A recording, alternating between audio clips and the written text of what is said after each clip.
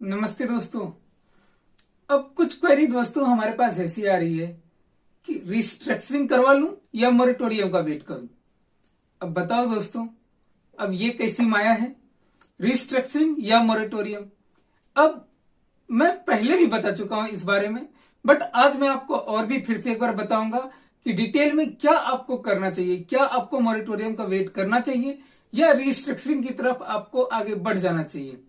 तो इसी बात पे आज चर्चा करेंगे। तो दोस्तों, स्वागत है आपका हमारे इस चैनल पे। तो आइए शुरू करते हैं। दोस्तों, शुरुआत करने से पहले मैं आपको बता दूं कि हमारी चैनल पे एक गिव अवे चल रहा है। आपको उसमें पार्टिसिपेट करना है, जरूर कीजिए। करना क्या है, कुछ नहीं, सिर्फ जाके सब्सक्राइब कर लेनी है चैनल को और वेट करना है। जब चैनल पे 3000 सब्सक्राइबर पूरे हो जाएंगे तो विनर का अनाउंसमेंट किया जाएगा। तो आइए दोस्तों, टॉपिक आगे बढ़ाते हैं। रिस्ट्रक्चरिंग एंड मोरेटोरियम दोनों के बीच में डिफरेंस पहले भी मैं बता चुका हूं। पहले हम जानेंगे कि रिस्ट्रक्चरिंग होती क्या है। तो अगर आपकी ईएमआई में या लोन के ड्यूरेशन में या उसके इंटरेस्ट रेट में कोई चेंजेस करनी पड़ती है डेलिबरेटली, मतलब जानबूझ के, पॉलिसी चेंज की वजह से नहीं हो रही है। जैसे मान लीजिए रेपो रेट चेंज हुआ तो इंटरेस्ट रेट आपका ऑटोमेटिक चेंज हो जाता है, तो उसको रिस्ट्रक्चरिंग नहीं मानेंगे। लेकिन अगर डेलिबरेटली बैंक ने अगर आपका इंटरेस्ट रेट चेंज किया है या आपने रिक्वेस्ट किया था चेंज करने को, उन्होंने चेंज किया है, तो उसे रिस्ट्रक्चरिंग बोलेंगे। कुछ एक्सेप्शन है इसके। अब वो एक्सेप्शन पे हम नहीं फोकस करेंगे, वो बहुत ही बड़ा टॉपिक हो जाता है। अगर आपको जाननी होगी तो आप कमेंट सेक्शन में मुझे बताइए, मैं उस पर एक सेपरेट वीडियो बनाऊंगा। ठीक है, तो रिस्ट्रक्चरिंग का इतना सा मतलब है। मोरेटोरियम का क्या मतलब है? मोरेटोरियम का मतलब होता है ईएमआई हॉलीडे, मतलब इस पीरियड में आपको ईएमआई नहीं पे करनी है।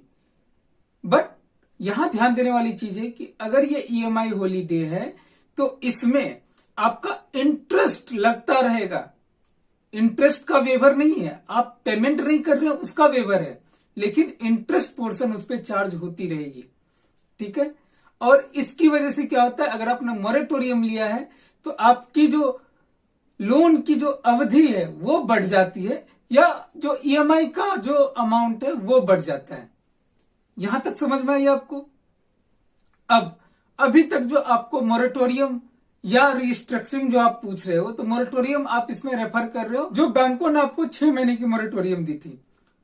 दोस्तों, बात उतनी ही है कि अगर 6 महीने की मोरेटोरियम आपने अवेल करी है तो उस 6 मंथ में आपको इंटरेस्ट चार्ज हो रहा था लोन पे।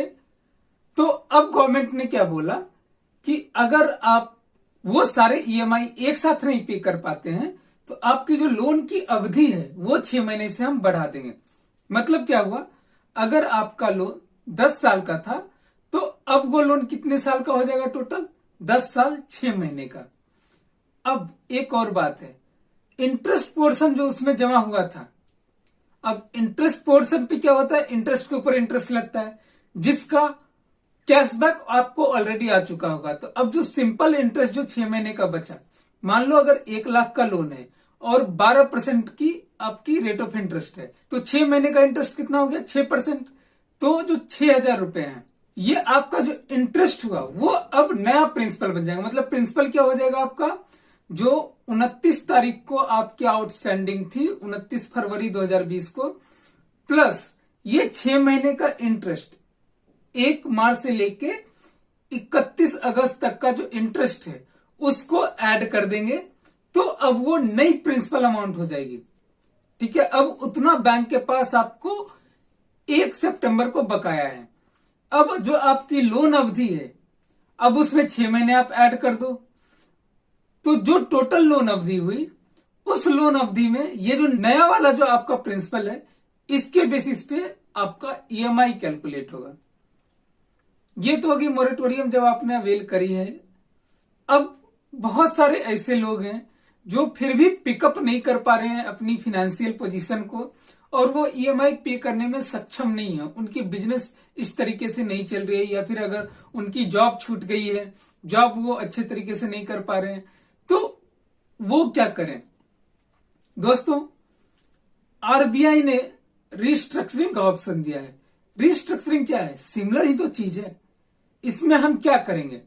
मान लीजिए आपने बोला कि सर मैं एक इंजीनियर हूं, मेरी जॉब छूट गई है और मैंने होम लोन ली है, उसकी ईएमआई नहीं पे कर पाऊंगा। तो आप बैंक के पास जाएंगे, बोलेंगे सर मेरा अकाउंट आप रिस्ट्रक्चर कर दो। तो रिस्ट्रक्चर में क्या कर दो? क्या है ना सर कि मेरा आज जॉब छूटा हुआ है, लेकिन मैं कोशिश कर रहा हूं तो 3 महीने के बाद मेरी जॉब लग जाएगी।